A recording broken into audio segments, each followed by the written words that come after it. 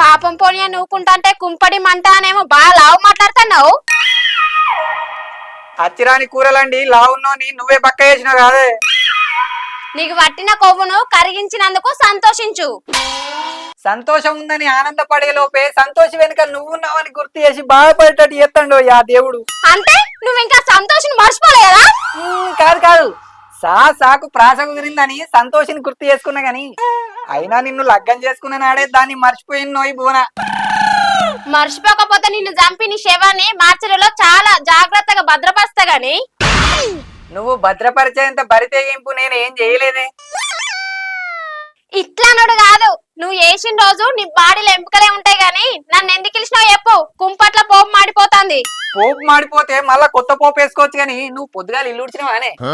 ఇది అడగడానికే పిలిచినావా నన్ను? ఇల్లు నేను ఓడవపోతే నువ్వు ఉంచుకున్న నచ్చి ఇట్లా ఊడ్చిపోతుందా?